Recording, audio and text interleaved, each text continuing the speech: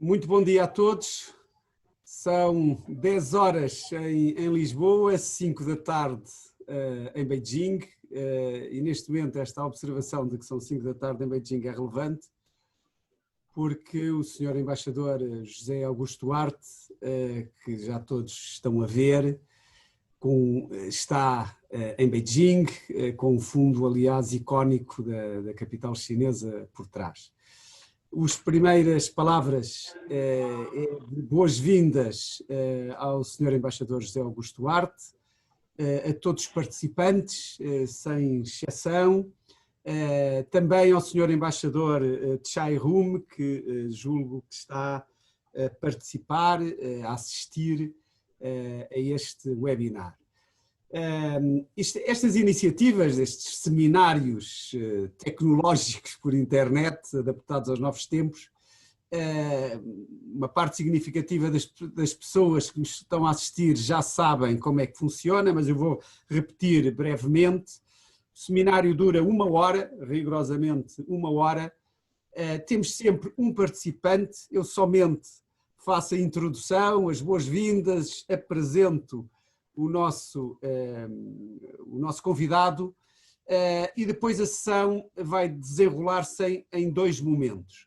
Um primeiro momento em que o nosso convidado fará uma apresentação sobre o tema, e no segundo momento é o momento de perguntas e respostas. Por isso a audiência é muito bem-vinda que faça perguntas que o nosso convidado responderá, obviamente relacionado com o tema, e o tema são as relações bilaterais e a nova fase da parceria estratégica.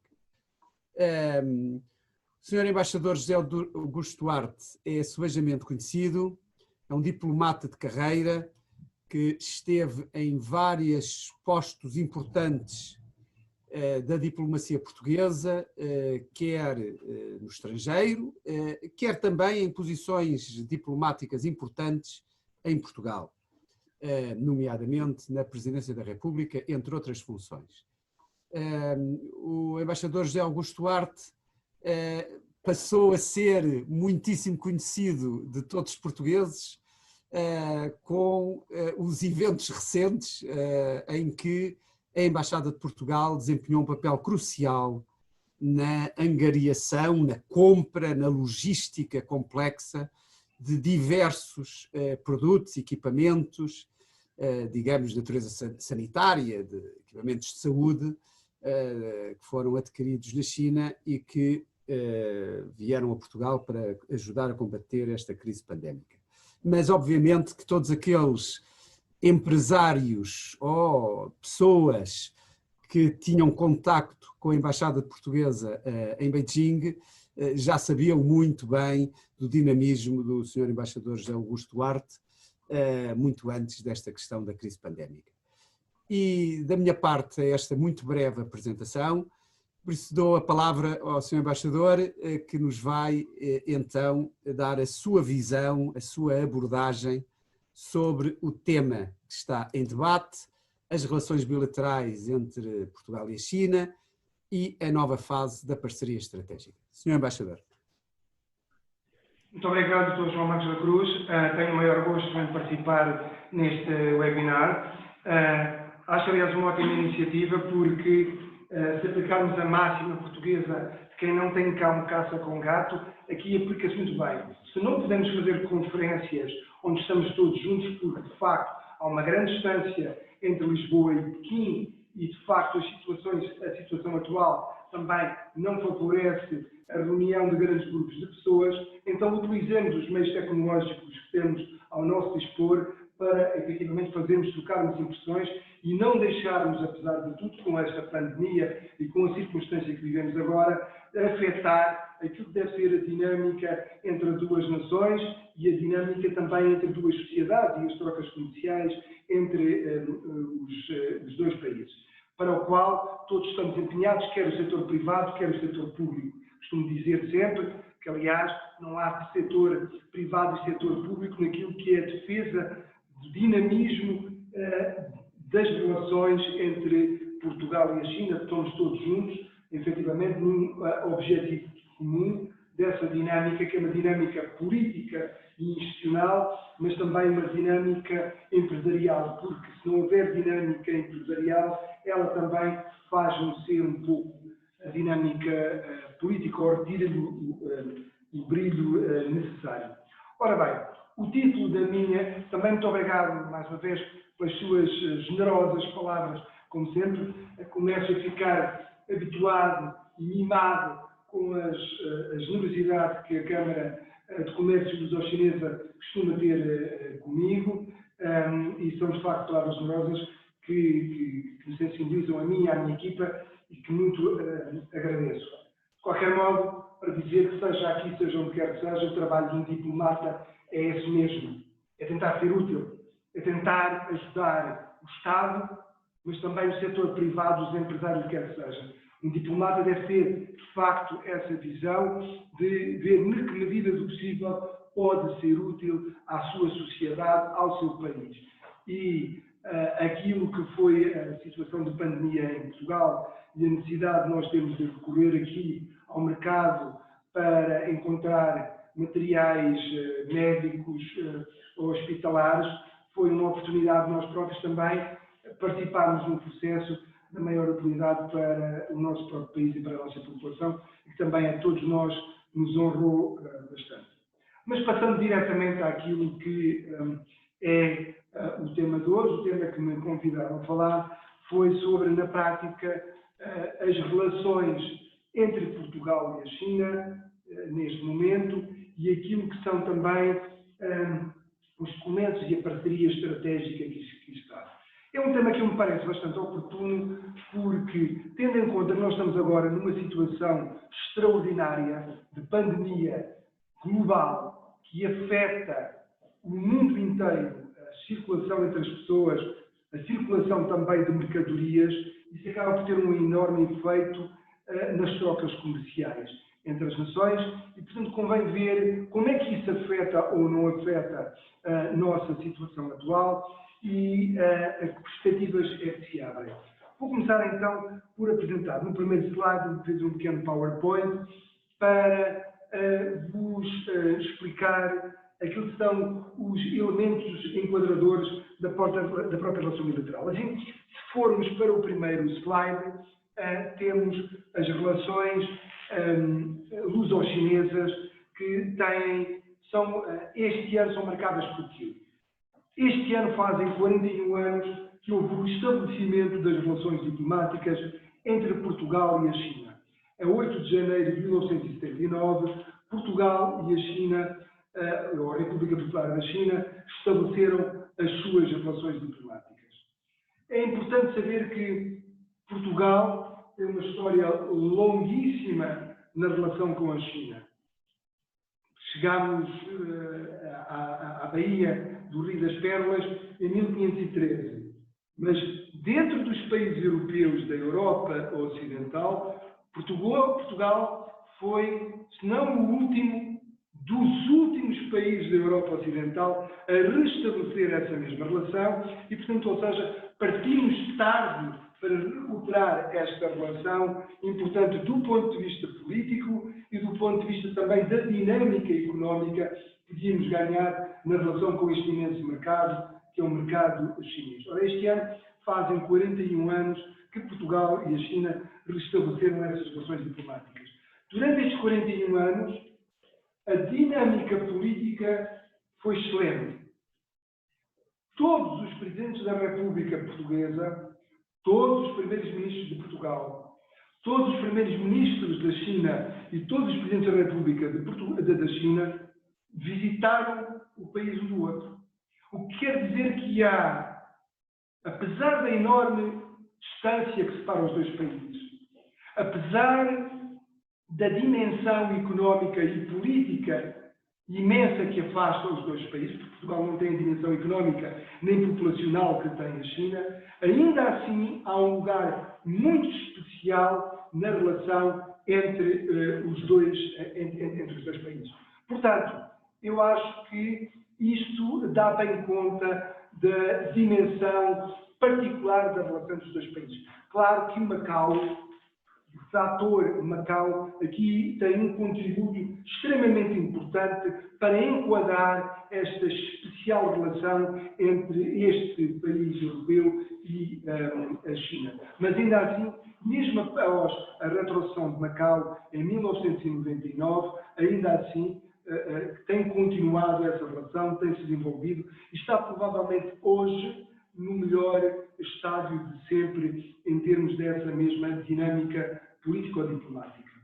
Mas este ano também faz 15 anos que Portugal estabeleceu com a China uma parceria estratégica global. É um documento da maior importância porque a China não tem este tipo de documentos de parceria estratégica global assinados com muitas nações do mundo inteiro. Isto significa que Portugal e a China estabeleceram, através desta parceria estratégica global, uma série de áreas prioritárias, são 5 áreas prioritárias, que já iremos lá mais à frente, onde querem efetivamente aprofundar as relações ao longo destes mesmos 15 anos. Mas a relação política não acabou há 41 anos nem há 15 anos. Faz 2 anos agora que Portugal assinou o memorando de faixa e rota com a China a quando da visita do presidente Xi Jinping a Portugal, e faz agora 1 ano que Portugal deu outro salto qualitativo na relação política com a China, ao ter assinado, durante a visita do Presidente da República portuguesa à China o ano passado, o diálogo estratégico entre Portugal e a China. Ou seja, são estes 4 elementos que, de alguma forma, são estruturantes na relação bilateral entre Portugal e a China. São estruturantes do ponto de vista político e, com eles também, na prática, arrastam todos os vetores económicos, mas todos os outros vetores da relação entre os dois Estados. Podemos passar agora ao slide seguinte, onde vamos concentrar sobre a parceria estratégica global. Esta parceria estratégica global, assinada em 2005 e que tem já 15 anos, estabelece um diálogo político de alto nível, a acontecer com alguma regularidade, mas também uma parceria económica dedicada para a área do comércio, do investimento e do turismo, dá atenção à área da ciência e da tecnologia, à área da saúde, à área da língua, da cultura e da educação e à área da justiça. São as áreas que foram estabelecidas como as 5 áreas prioritárias para esta parceria estratégica global e na qual Portugal e a República Popular da China têm tentado desenvolver ao longo destes 15 anos. Se passarmos de seguida para a área económica, para o slide seguinte, vemos que é muito importante as visitas de alto nível, porque só através também das visitas de alto nível nós conseguimos dar uma dinâmica a uma comissão mista económica bilateral que deriva diretamente desta parceria estratégica global.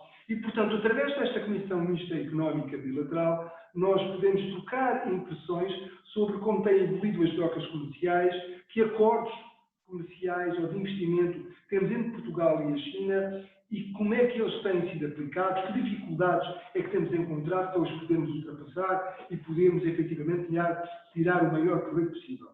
Também é uma instância muito importante para analisar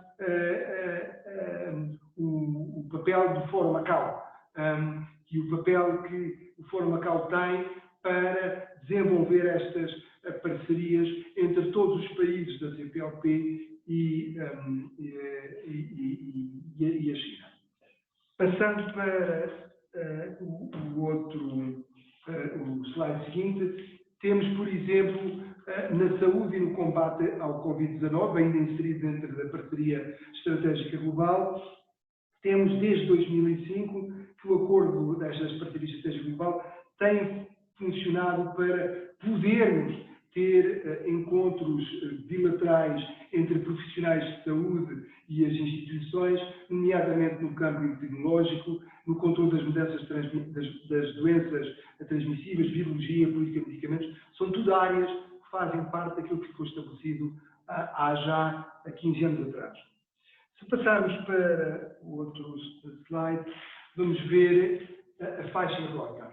No faixa e rota foi assinado em dezembro de 2018, quando da visita do Presidente Xi Jinping a Portugal, foram estabelecidas algumas áreas que são atualizadas face aos interesses que têm as duas nações hoje em dia, porque 15 anos não é muito tempo, mas Portugal mudou imenso nos últimos 15 anos e a China não mudou menos do que Portugal nos últimos 15 anos. E, portanto, temos outras áreas agora que queremos dar alguma prioridade e que refletem elas mesmo as evoluções que Portugal e a sociedade portuguesa e a sociedade chinesa sofreram nesta altura.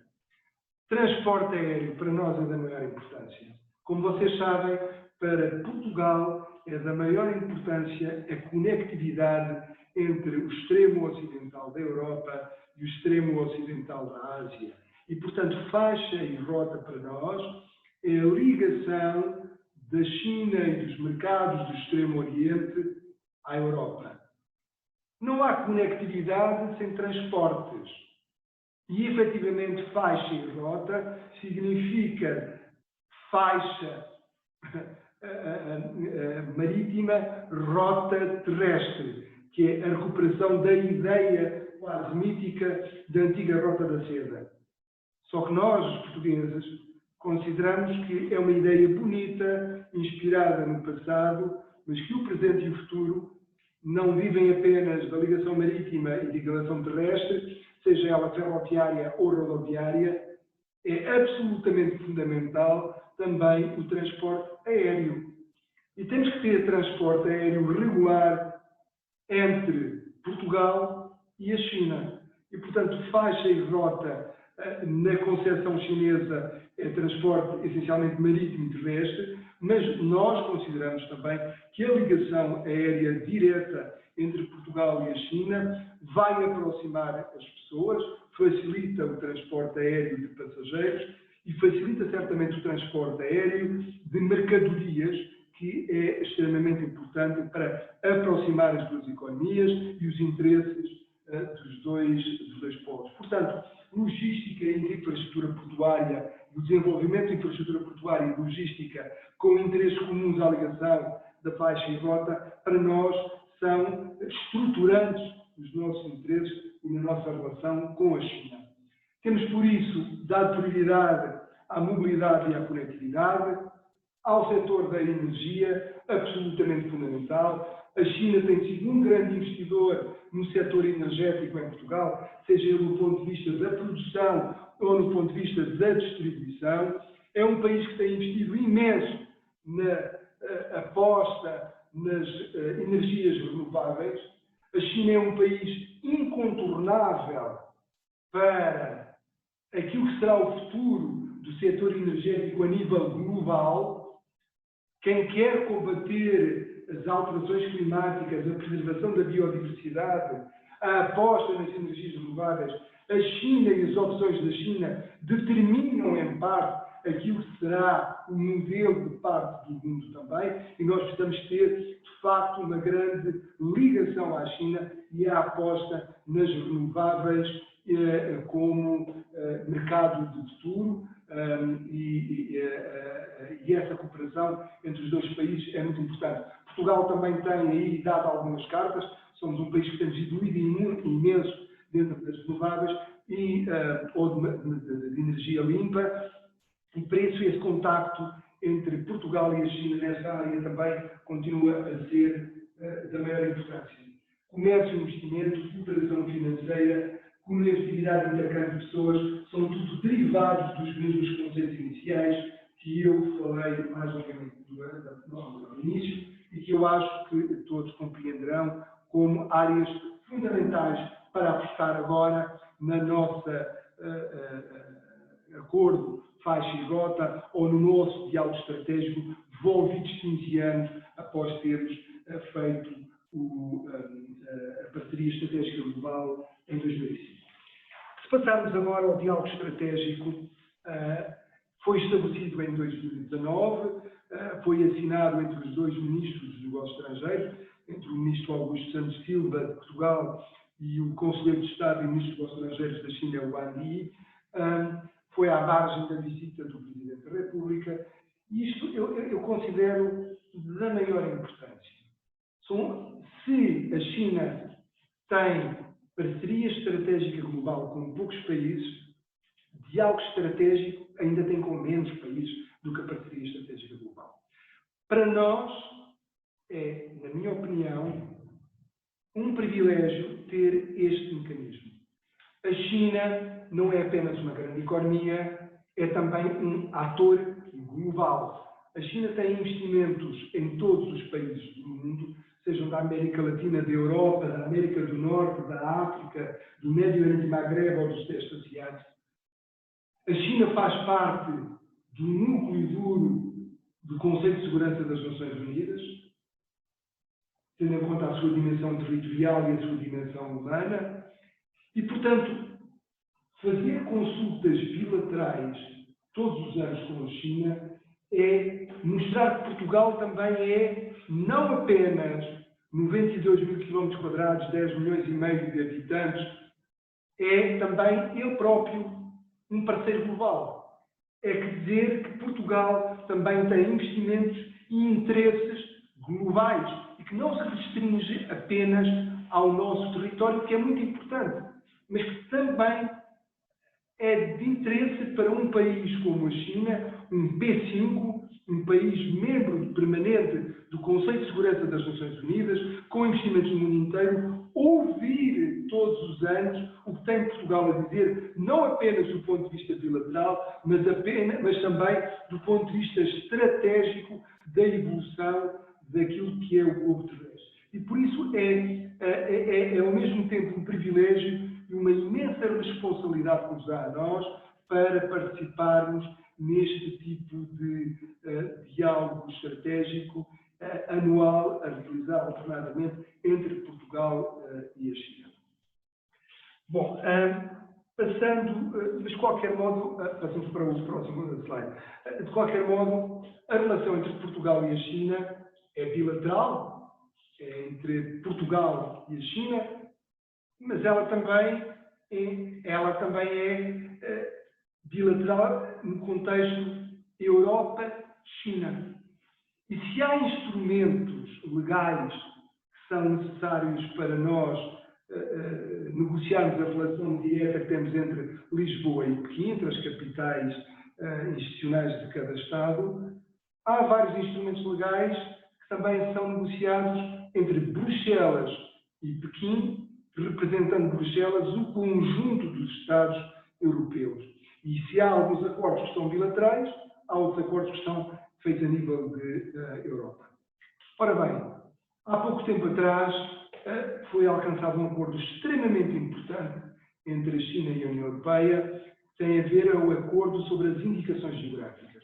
E esse acordo sobre indicações geográficas, na prática, é a preservação da propriedade e de denominação de origem de determinados produtos.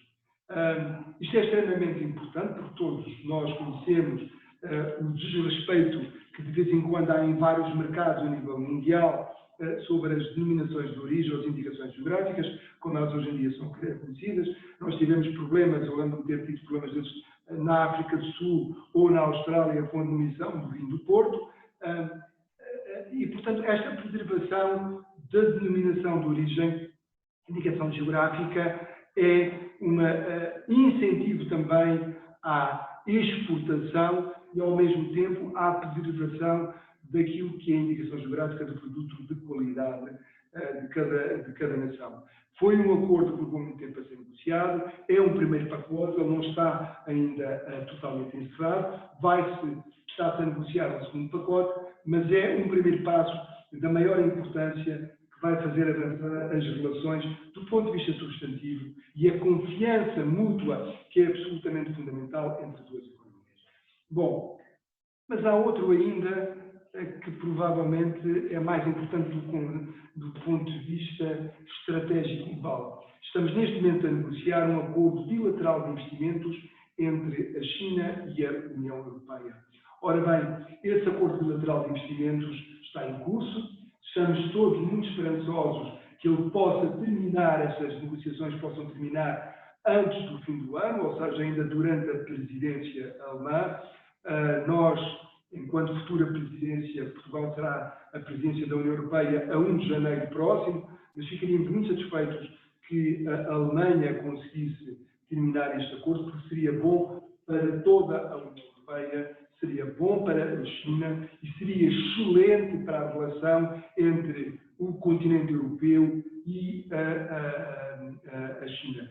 Era um passo muito importante num contexto de algum desgaste que a situação pandémica tem criado nas relações e no ambiente geral entre as nações. Era muito importante este acordo de investimentos, estimularia a economia, mas estimularia também uma confiança mútua que sempre ajuda os contactos entre todos e estimula mais produtividade e mais trocas comerciais para o futuro, a benefício de todos. Ora bem, passando a um slide seguinte, eu aqui queria, estando eu a falar com gente ligada à economia e ligada ao concreto, como são os empresários e como é a Câmara de Comércio chinesa, eu queria chamar a atenção sobre a recente evolução das trocas comerciais entre Portugal e a China. Como veem, temos tido uma tendência decrescente naquilo que é a chamada taxa de cobertura. Ora bem, eu tenho dito sempre, desde que vim para a China, que Portugal tem capacidade para absorver mais investimentos de capital chinês em Portugal. A China não é nem de perto, nem de longe, nem o primeiro, nem o segundo, nem o terceiro, nem o quarto, nem o quinto maior investidor estrangeiro em Portugal. Durante muito tempo falou-se muito que o investimento chinês era o maior de todos. O investimento chinês foi muito grande há alguns anos concretos. Mas nós temos que ver o investimento acumulado que existe entre a China e comparado com outras nações. Portanto, o investimento chinês será, obviamente, bem-vindo e bem recebido e é desejado em Portugal, de preferência sendo esse investimento feito naquilo que são as áreas prioritárias para Portugal. Portanto, tudo o que seja investimento de raiz, para desenvolvimento tecnológico, criação de emprego, em algo que tem a ver com o desenvolvimento industrial de Portugal, obviamente que esse investimento é muitíssimo bem-vindo. O investimento chinês vem, cumpre as regras do mercado, respeita a lei e, portanto, é certamente benéfico para a China e para o investidor e certamente do maior interesse para o território onde se investe. O interesse de Portugal é o interesse de todas as nações. Ainda ontem eu estive num seminário com mais 9 embaixadores e todos estavam, obviamente, desejosos que os capitais chineses fizessem investimentos nos seus próprios países. E, portanto, queremos que sejam respeitadas as leis, as normas europeias, as normas internacionais, as leis portuguesas, como tem sido feito nos outros investimentos chineses, e a partir daí tudo vai, obviamente, correr bem e é certamente mutuamente interessante. Mas também nós podemos, em Portugal, importar mais produtos chineses, sobretudo os produtos de alta qualidade chinesa. Eu tenho andado pela China, tenho tido o privilégio imenso de descobrir que este país tem do que mais avançado lá no mundo a nível de altas tecnologias. Nos transportes, por exemplo, o transporte ferroviário da China é do melhor que eu já vi no mundo. É altamente competitivo. Portanto, eu acho que nós temos interesse também em nos abrir ao mundo e ter a importação desses produtos de alta qualidade chinesa. Mas eu também digo ao contrário, que Portugal também tem capacidade, e se quer que lhes diga, agora também como portugueses e portuguesas, temos a obrigação de exportar mais para a China. E não é normal que um país que tenha 1,4 bilhões de habitantes não consiga comprar mais a Portugal do que aquilo que compra. E que, sendo nós 10 milhões e meio de habitantes, compremos muito mais à China em valor do que a China nos compre a nós. Portanto, é desejável e saudável para uma relação equilibrada que, cada vez mais, aumentemos as exportações para a China, aumentemos as importações da China, mas vamos cada vez mais reduzindo aquilo que é o fosso da taxa de cobertura. Portanto, idealmente, a taxa de cobertura devia ser de 100%. Quer dizer que tudo aquilo que importamos da China é em valor igual àquilo que exportamos para a China. Isto é a situação ideal de equilíbrio entre duas nações. Mas como a China é um país bem maior do que Portugal, com muito mais capital do que Portugal, o desejável é que a nossa taxa de cobertura fosse superior e não inferior. E isso é um desafio que nós temos todos pela frente. Tem, em primeiro lugar, certamente, o Estado e os diplomatas que estão em Pequim. Temos a obrigação de criar as condições legais, negociando com os nossos amigos chineses, aquilo que são os instrumentos legais para permitir a exportação de produtos portugueses a aceder a este mercado, como já acedem os produtos alemães, ou os produtos franceses, ou os produtos britânicos. Mas também temos a obrigação de esperar que os nossos amigos do setor privado tenham a ambição e a garra de querer aproveitar as oportunidades legais que são criadas pelo Estado para vingar neste mercado de futuro. Quem vinga efetivamente com os desafios que tem a China pela distância e pelas exigências de qualidade que tem neste produto, tem de facto uma robustez e uma competitividade que torna de facto grande empresário num contexto global. E portanto, há que não termos receio de sofrer de timidez e ir para este mercado e encarar as dificuldades que possam encontrar pela frente como desafios que têm efetivamente de ser superados para nós vingarmos. Nós temos que ser, os portugueses de hoje, têm que ser merecedores também daquilo que é o legado dos nossos antepassados, que quando chegaram cá, em 1513, não tinham certamente menos dificuldades de contacto do que nós temos hoje em dia, mas superaram as dificuldades, permaneceram durante 500 anos sem ser numa base de um conflito com a China e desenvolveram uma relação que efetivamente merece o nosso respeito e é um legado do maior interesse nas relações internacionais a ser estudado pelo mundo inteiro. Portanto, passando para o slide seguinte, e é já o penúltimo, quero dar um exemplo concreto de uma coisa que tem corrido extremamente bem entre Portugal e a China, do ponto de vista recentemente. Eu tomei como uma das grandes prioridades quando vim para cá, antes de vir para a China, fui contactado pelos produtores, pelos suinocultores portugueses que estavam, pediam o nosso maior empenho para redobrar os esforços para concluir um acordo de negociação que durava há muitos anos entre a China e Portugal para que permitisse exportarmos a carne de porco para a China. Ora bem, a exportação, esses acordos levaram tempo, foram complexos, mas foram concluídos. Só que boa parte dessa exportação de produtos agroalimentares, através da proteína animal, através da carne de porco, permitiu que Portugal, no primeiro trimestre de 2020, aumentasse 255% o valor da sua exportação face ao ano anterior no setor agroalimentar. Eu sei que houve uma peste suína africana na China, em que eles necessitaram de importar mais produtos do mundo inteiro. Portanto, este valor, se forem ver em outros países europeus, como o caso da França, da Alemanha ou da Espanha, também têm valores relativamente semelhantes. Mas o que é certo é que, se nós não tivéssemos tido esse acordo bilateral firmado e que permitisse a exportação deste produto, nós não tínhamos tido este valor. Portanto, aqui está um exemplo concreto em que nós, os diplomatas, o Estado, têm que se empenhar na criação das condições legais para os seus cidadãos e depois os cidadãos têm que aproveitar as condições legais que o Estado criou para poder, de facto, exportar para lá. Isto, na prática, dá-nos interesse conjunto. Não há privado, não há público, somos todos juntos lutando por um interesse comum, que é a criação destas mesmas condições.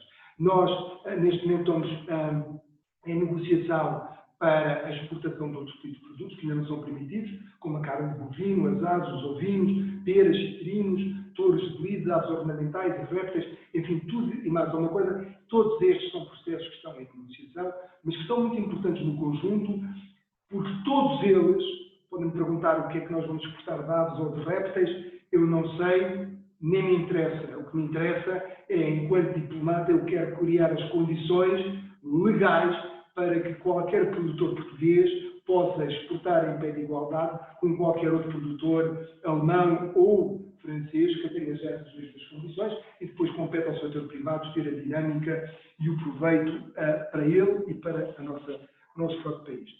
E, para finalizar, eu passava para um último gráfico, que é a evolução da economia chinesa.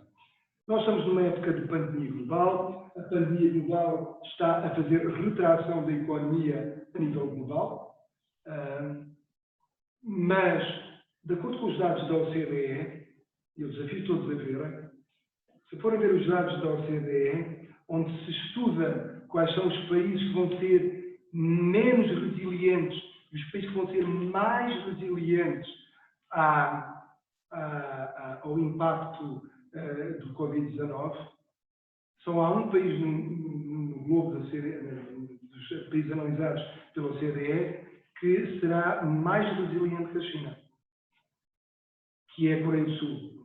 A China é o segundo país de todos os estudados pela OCDE mais resiliente ao impacto negativo da Covid-19. Claro que a China também sofre, também perdeu o emprego, também perdeu a economia, também perdeu o consumo interno, tudo isso foi afetado. Mas a China, pelas características próprias do seu mercado, pelas características próprias do estado de desenvolvimento em que se encontra, pelas características próprias do seu consumo, é daqueles que mais resiliente serão a isso e que mais depressa recuperarão. Isto para nós é da maior importância, porque sabemos que aqui está uma aposta certa. Apostar nas exportações para a China, ou nos investimentos com a China, é uma aposta certa. Todos os estudos indicam que não há, a nível mundial, na próxima década, perspectivas de maior crescimento do que o crescimento do mercado chinês. E, portanto, passar a ser o mercado chinês, nós podemos passar. Não passamos tão bem. E não temos a mesma dimensão desse mesmo lucro que é importante para todas as economias. E, para além disso, há também o aspecto de que a China é absolutamente incontornável naquilo que é os desafios do futuro. Eu sei que há muita gente que se queixa dos desafios, das faltas de reciprocidade, mas também temos de ter noção do seguinte: nós não temos que ser aliados da China para ter uma relação construtiva, respeitando as diferenças e tirando proveito dos interesses comuns. E, portanto, nós estamos para defender, quando temos uma boa relação com a China, significa mais postos de trabalho também nos nossos países e significa um desenvolvimento mais harmonioso também do mundo. Devemos defender aquilo que são os nossos pontos de vista e os interesses nacionais. Os chineses não vão levar certamente isso a mal, é normal, porque eles fazem o mesmo, isso é normal e é a obrigação deles e é a nossa obrigação, mas a China é um parceiro completamente incontornável na Europa, na África, na América Latina, no Sudeste Asiático e em todo o mundo. E, portanto, era da maior importância nós termos noção desta evolução dos gráficos e das perspectivas que é a OCDE, o FMI, todas as organizações económicas mundiais que a prevêem, e saber que a aposta na compreensão, no conhecimento deste mercado, certamente só pode ser vantajosa e é de maior importância que nós todos o façamos. Por tudo isto, muito obrigado. Já fui talvez longo demais para a primeira parte, mas fico ao vosso dispor para todas as perguntas que eu for com maior gosto. Muito obrigado pela vossa atenção. Obrigado, Sr. Embaixador. Já tenho 6 questões, que é uma mistura de perguntas minhas e também que recebi por e-mail, e vou tentar ser rápido a fazer as perguntas para, obviamente, ouvir a sua resposta. A primeira está relacionada Com o que acabou de dizer, a China será seguramente incontornável no panorama económico, político das próximas décadas, até pela sua resiliência, como também referiu, em termos económicos. Como é que, havendo uma relação política tão boa entre Portugal e a China, alicerçada no tal diálogo estratégico que poucos têm, na parceria estratégica, em tudo que referiu, como é que nós conseguimos transformar esse privilégio de uma boa relação política em benefício económico? Eu acho que aí é um grande desafio. É um grande desafio. Eu acho que nós temos que ter noção de que temos interesses próprios grandes. A relação... Eu, na prática, se quer que eu diga, quase me inspiraria no nosso próprio passado. Os portugueses estiveram 500 anos em Macau sem nunca terem tido um conflito militar com a China. E nós sempre conseguimos gerir, nós sempre tivemos sempre fomos atlânticos, sempre tivemos os nossos aliados no contexto europeu. A China teve guerras várias com países ocidentais, nossos aliados. Nós mantemos a parte disso e tivemos focados nos nossos interesses, que é aquilo que as nações fazem. E, portanto, eu acho que temos de estar todos focados nesses mesmos interesses, sendo leais aos nossos valores, respeitando as nossas diferenças, mas focados naquilo que efetivamente nos interessa e de uma base de boa fé construtiva com a China. Temos que ter noção daquilo que são as nossas limitações geográficas e económicas e a influência mais reduzida que isso nos dá, mas também temos que ter muita confiança na nossa capacidade. Eu acho que eu vejo países com a dimensão de Portugal terem aqui imenso sucesso e, honestamente, não reconheço àquelas sociedades maior mérito nem maior criatividade que a portuguesa. Portanto, é uma questão de motivação. Nós temos que querer. O Estado tem que querer e os privados têm que querer. E, portanto, quando se quer, faz-se. Vamos ter dificuldades, nem sempre tudo é fácil, mas temos efetivamente que querer. Quando os empresários sinicultores portugueses quiseram exportar para a China, encontraram parcerias e exportam para a China. E, portanto, nós também nos outros setores também devemos tentar fazer a mesma coisa. Não se consegue ao primeiro embate, tem que ser resiliente e conseguir aos vários embates e temos de estar também, na minha opinião, extremamente unidos. Nós somos demasiado poucos. E temos de ter uma enormíssima parceria estratégica entre privado e público. Tem que haver uma enorme parceria estratégica. Nós temos de saber que, para o Estado, é da maior importância que os privados tenham sucesso. Porque se os privados têm sucesso, é a nação toda que tem sucesso.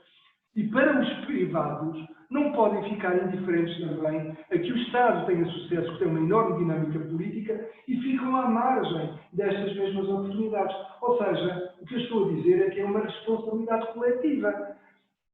É uma responsabilidade de todos nós agarrar estas oportunidades para efetivamente vingarmos. E vingarmos como nação. E vingarmos como nação é vingarmos todos. Quer dizer, como era antigamente clero, nobreza e povo, pois agora é a mesma coisa. Quer dizer, é privado, público, o que quer que seja. Nós temos de estar unidos e querer efetivamente. E depois temos sempre de ter esse sentido de que queremos melhor. Muito bem. Segunda pergunta, muito relacionada com o objeto da Câmara de Comércio, a indústria luso-chinesa. Na sua opinião, quais os setores de atividade que entende que são prioritários para as exportações portuguesas para a República Popular da China? Essa é uma pergunta que me costumam fazer com alguma regularidade e eu recordo sempre o seguinte: a China é um dos maiores países do mundo, é o mais populoso do mundo. portanto, os setores prioritários são todos. Porque não há nada que nós não consigamos exportar para cá. Porque há capacidade de consumo de tudo. Nós podemos exportar desde botões à alta tecnologia. E nós exportamos botões e exportamos a alta tecnologia, passando pelo vinho, pelos produtos agroalimentares, passando por tudo. Portanto, eu não vou dizer que não, nós apoiamos este e não apoiamos aqueles, depende da vontade. Se eu tenho um empresário que produz botões e quer exportar botões, eu não lhe vou dizer que para mim é mais importante a alta tecnologia. Claro que aquilo que eu gostaria era quanto mais valor acrescentado tiver um produto, mais atenção eu dou, porque dá maior criação de emprego em Portugal. Eu prefiro exportar um produto tratado do que uma matéria-prima. Porque uma matéria-prima, ela obviamente, enfim, esgota-me aquilo que é a matéria-prima e os recursos naturais, mas não cria um valor acrescentado suficiente naquilo que é a industrialização desse mesmo produto. Eu preferia produto transformado. Mas, ainda assim, há muitos exportadores de matéria-prima para cá que eu darei o apoio também necessário e fico contente que eles exportem. O que interessa é que não há áreas prioritárias para a exportação. O mercado chinês tem capacidade para observar, sobretudo, produtos de qualidade. Sejam eles frutos silvestres, sejam eles botões, alta tecnologia, o que quer que seja. Temos que pensar sempre em produzir com qualidade para ser competitivo. Não é obrigatoriamente o preço baixo, é a qualidade para ser competitivo. Porque o produto português, quando chega à China, vem caro. É longe, paga impostos, paga transporte, fica caro. Portanto, se fica caro, a China também produz mais barato a mesma coisa se for de má qualidade. Não precisa disso.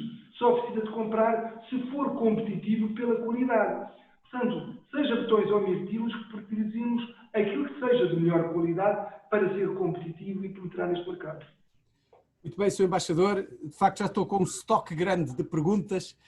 Vou ler esta pergunta. Obrigado pela excelente apresentação. Em sua opinião, é determinante aprendermos mandarim como forma de nos prepararmos para o futuro em que se prevê que seja a China a dominar a economia global?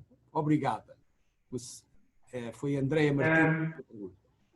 Não, eu não acho. Isso é o seguinte: eu acho que estar na China, para quem viver para a China, conhecer a cultura local, as leis locais, os costumes locais e a língua local, dá-lhe efetivamente vantagem competitiva para estar neste mercado. E acho que isso é normal. É um país com uma enorme dimensão, com uma enorme cultura, com uma enorme tradição civilizacional, e conhecê-lo compreende, muito diferente das nossas, e portanto conhecê-lo e conhecer a língua dá uma vantagem e é um elemento importante. No resto do mundo não acho. Eu acho que no resto do mundo China goes global, não é the global becomes China, é o contrário, ou seja, não é o resto do mundo que fica sinizado, é a China que se torna global ao investir no resto do mundo. E aí eu acho que não teria tão preocupado com isso, acho que conhecer a China, a cultura chinesa, a cultura empresarial chinesa é importante, porque vai-nos ajudar a compreender também aquilo que vai ser a geoeconomia do século XXI, vai ser extremamente marcada pela ascensão económica e política da China como ator global, mas para quem vir para a China é um desafio, para quem não quer vir para a China ou está a negociar com os chineses por eles, não se impõe essa obrigação. Muito bem. Uma outra pergunta de Paulo Bremne. Falamos de exportações. Seria interessante ouvir o Sr. Embaixador falar sobre o turismo da China para Portugal. Quais as perspectivas que se lhe oferece dizer? Bom, a China era até janeiro deste ano o maior consumidor turístico do mundo. Já é o número 1. É o país que mais turistas fornece ao mundo inteiro e é o país que mais consome gasta em turismo de qualidade, em hotéis de 5 estrelas e mercado de alta gama. Portugal tem maior interesse em captar este tipo de turismo. Ainda por cima, são um turismo por tradição costuma ser ordeiro não conflituoso, não gerador de problemas. Portanto, vão para turismo de alta gama, fazem despesa, gostam de consumir. Qual é o mercado turístico que não deveria ter este tipo de turistas? Gostam de património, alimentam a restauração. Portanto, em Portugal, via-se já o impacto dos mais de 300 mil turistas chineses que visitavam por ano Portugal. Mas para nós era da maior importância conquistar este mercado, tal como os nossos parceiros europeus, que são nossos amigos, nossos aliados, mas também nossos concorrentes, aqui fazem para atrair o turismo chinês. O turismo chinês, ao ter uma enorme capacidade de consumo, sendo também os chineses, neste momento, os maiores consumidores no mundo de produtos de luxo, nós temos interesse também em cativá-los para o nosso mercado interno turístico e visitar o nosso país. E aí acho que temos de ter uma estratégia muito afinada de competitividade com os nossos amigos e aliados europeus, que também têm interesse a fazer isso. Acho que temos condições muito favoráveis. Os chineses gostam muito de hotéis de boa qualidade, gostam de boa culinária, gostam muito de património e de museus, de arte e cultura. São tudo vetores que nós podemos muito desenvolver em Portugal e que nos retira até da massificação que houve em Portugal, em algumas regiões turísticas, muito apostadas no turismo sol e praia, enquanto os chineses fogem a esse vetor e apostam noutros vetores que também são muito importantes, ou seja, faria uma redistribuição também do investimento do turista estrangeiro em Portugal, que nos é muito importante para a nossa economia. Agora, o que é certo é que a situação pandémica atual transformou isto radicalmente, não temos turistas, nem nós, nem os países europeus, e eu acho que enquanto não tivermos um tratamento garantido e uma vacina contra a Covid-19, tudo isto vai ficar ainda numa situação complicada. E, portanto, espero que ultrapassemos também por esta razão, mas por todas as outras, a situação atual. Mas estou convicto que uma vez isto terminado, vamos recuperar e apostar fortemente no turismo da China. Muito bem, tenho de facto aqui um stop de perguntas. A seguinte, alguma perspectiva de voltarmos a ter mais voos da China para Portugal depois desta crise? Claro, é essa a pergunta. Essa deve ser uma batalha também conjunta de todos nós. Neste momento temos voos da Beijing Capital Airlines, está a voar 2 vezes por semana, ligação direta a Lisboa, China, e nós gostaríamos de ter mais. Agora, o que é certo é que, neste momento imediato, eu não sei se também temos muitas pessoas para encher os aviões. Temos de comprar, ou seja, temos que também obter as leis do mercado. Se nós, os portugueses, não vêm para cá, ou não podem ir para cá, ou os chineses não podem ir para Portugal, ou não vão para Portugal, os aviões também não vão cheios. Portanto, temos que obter a lei do mercado. Agora, o que é certo é que, neste momento, temos 2 voos diretos semanais entre Lisboa e a China, e o nosso objetivo, o ideal era, obviamente, haver todos os dias, a se justificar essa mesma dinâmica. Muito bem. Outra pergunta, esta de Rui Lorindo. Qual o papel de Portugal na presente onda e retórica anti-China no Ocidente? Citando literalmente a pergunta. Sim, eu compreendo a pergunta do Dr. Rui Lorindo. De facto, temos assistido a um crescendo, uma retórica de suspeição ou de acusações. Portugal, por norma, tem tido sempre uma política externa que se pauta pela moderação e pela sensatez. Achamos que não concordamos com tudo, com todas as nações, sejam nossas amigas ou nossas aliadas ou mais distantes nações. Achamos que há instâncias próprias, lugares próprios para expressar esses mesmos sentimentos com base no respeito entre as nações. Não temos que discordar das nações, não é desrespeitar as nações, mas também desrespeitamos de forma, discordamos de forma respeitosa aquilo que tivemos a dizer. Com a China temos uma relação sólida, mutuamente respeitosa, nem sempre estamos de acordo, mas eu acho que isso também é expectável. Somos em zonas geográficas implantados em zonas de valores também muito diferentes, mas isso não quer dizer que não tenhamos um profundo respeito para com a China e que desejamos à China sucesso e que ultrapasse as dificuldades que tem da forma mais construtiva possível, respeitando o direito internacional, respeitando todos esses mesmos compromissos que temos e as suas próprias leis, que é o que desejamos. Muito bem. José Carvalho pergunta quais os conselhos que a Embaixada de Portugal em Pequim dá para os exportadores portugueses. Bom, depende do que é que queremos exportar e depende para onde queremos exportar. Enfim, os conselhos não é... Eu não os posso pôr iguais para todos. Se os vou pôr iguais para todos, generalizo apenas em coisas comuns, como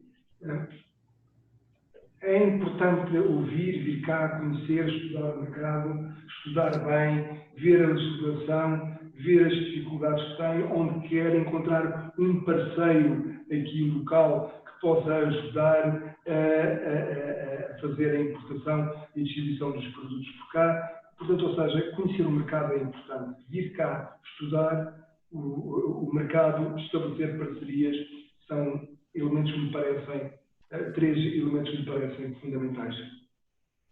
Muito bem.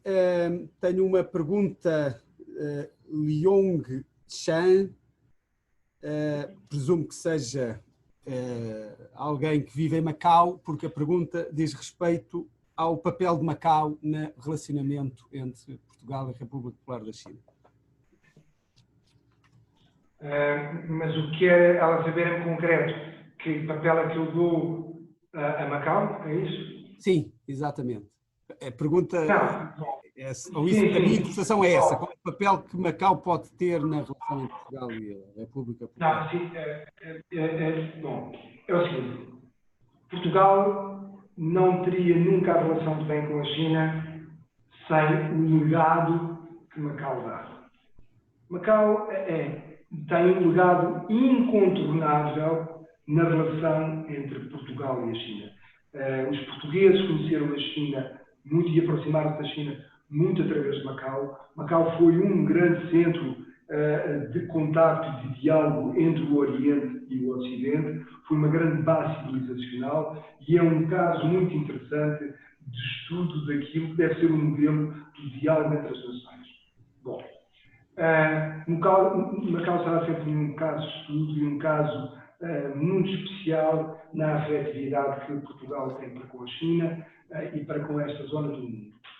Dito isto, eu considero que Portugal tem uma relação com a China que é mais vasta do que Macau. Ou seja, a relação não é com a China exclusivamente por causa de Macau. A China tem valor próprio, independentemente de Macau ou não. Portanto, Macau é extremamente importante, mas Portugal e os portugueses têm que fazer um esforço para saber que queremos muito e apreciamos muito, respeitamos muito os nossos amigos de Macau, macaenses e todo o nosso legado histórico com Macau, mas vamos além de Macau. E não pode haver nisto nenhum laivo de nostalgia do passado, ou seja, respeitamos, temos um passado que nos glorifica, agora é construirmos um futuro que vai deixar orgulhosos também os nossos descendentes. Isso é que é importante. Portanto, temos um legado histórico muito importante, tudo bem, terminou, estamos noutra fase, vamos construir agora um legado comercial, político, civilizacional, de diálogo com a China, que possa orgulhar os nossos filhos, os nossos netos, os nossos bisnetos por aí fora. E isso é importante em cada geração, não ficarmos apenas na sombra daquilo que as nossas gerações antepassadas fizeram e que nós agora temos de ter as costas largas para suportar. Eu respeito imenso, tenho mais profunda admiração pelo legado dos nossos antepassados chineses e portugueses em Macau, mas eu gostaria muito também que as nossas gerações todas que estamos agora, de macaenses, de lisboetas, de portuenses ou de gente de Pequim, construísse também algo que deixasse o futuro também bastante orgulho a nós próprios. Muito bem, Sr. Embaixador. Há um estoque ainda de 3 perguntas para 2 minutos, que é quase uma impossibilidade, mas eu vou pedir respostas mais curtas possíveis. Andreia Martins, no nível da educação, qual a sua opinião sobre o Instituto Confúcio? O Instituto Confúcio, eu tenho uma opinião positiva. Fui lá, comecei a ter as primeiras aulas de chinês no Instituto Confúcio de Lisboa, da Faculdade de Letras de Lisboa. Acho importante, é um instrumento normal de divulgação da cultura e da língua chinesa, tal como o Cervantes é da divulgação da língua e cultura espanhola, como a Alliance Française da língua e cultura francesa, o Goethe da língua e da cultura alemã, o British Council da língua e da cultura britânica, ou o Camões também da língua e da cultura portuguesa. Portanto, eu acho que é um elemento importante e que ajuda o resto também de outras nações e das pessoas que estão interessadas em conhecer e estudar um pouco mais a língua e a cultura da China, que merece a pena ser conhecida. Muito bem. Sara Medina pergunta sobre o futuro desenvolvimento tecnológico na China. O futuro tecnológico de desenvolvimento da China está a acontecer hoje. Se virem a paisagem que está atrás de mim, veem o que é de modernidade e de capacidade dinâmica que esta cidade tem. Esta cidade tem uma força motriz brutal, mas temos as mais altas tecnologias, desde a aeroespacial, a tecnologia de transporte. A China tem apostado vivissimamente há várias décadas no seu desenvolvimento tecnológico, primeiro na transferência de alta tecnologia e conhecimento de alta tecnologia do mundo ocidental para a China, mas agora cada vez mais também no desenvolvimento da sua própria capacidade tecnológica. Não tenho a menor dúvida, a China é já hoje em dia um dos maiores criadores de novas patentes no mundo, todos os anos, e não tenho a menor dúvida que a China é um dos grandes inventores de novas tecnologias no futuro, tal também como já o foi no passado, ao fazer imensas invenções que beneficiaram toda a humanidade. A última questão vem de Diogo Lacerda. É expectável que Macau venha a centralizar todo o comércio externo chinês com a lusofonia? Ponto de interrogação. Algo terá de mudar na legislação chinesa porque entre a mainland e Macau há barreiras? É esta a pergunta. Sim. A pergunta é extremamente oportuna e é reveladora de que é conhecedor do contexto concreto a que está a falar. Efetivamente, nós temos o Fórum Macau, e o Fórum Macau pretende dinamizar a relação comercial e de investimentos entre a China e os países de língua portuguesa. Mas os países de língua portuguesa, se quiserem exportar para a China e através de Macau, vão ter que exportar para Macau e depois Macau tem que se reexportar para a China, paga dupla tributação. E, portanto, paga a tributação para entrar o produto, introduzir o produto em Macau e depois tem-se pagar novas barreiras. Portanto, há aí falta de alguns instrumentos para que Macau possa beneficiar desse estatuto, dessa capacidade que tem de ser uma boa interlocução e uma boa ponte de ligação entre a China mainland e todos os países de língua portuguesa. Isso favoreceria extremamente Macau e favoreceria a diversificação da própria economia macaense. Caso contrário, é mais simples exportar para Macau o que quer exportar para Macau e exportar para a mainland China, para a China continental, aquilo que quer exportar para a China continental. É aí, de facto, temos um desafio e a pessoa que faz a pergunta tem razão que seria bom aliviar essas barreiras alfandegárias para, com isso, otimizarmos o papel de Macau com elos de ligação entre a China e os países do português. Muito obrigado, Sr. Embaixador. Desta forma e com os agradecimentos em nome de todos os participantes neste webinar que terminamos, não quero deixar a meu nome pessoal de agradecer muito a sua disponibilidade de ter participado e desejar que a breve trecho eu possa estar em Sanlitun, onde é a nossa embaixada. Muito obrigado. Muito bem. Muito obrigado a todos. Foi um gosto.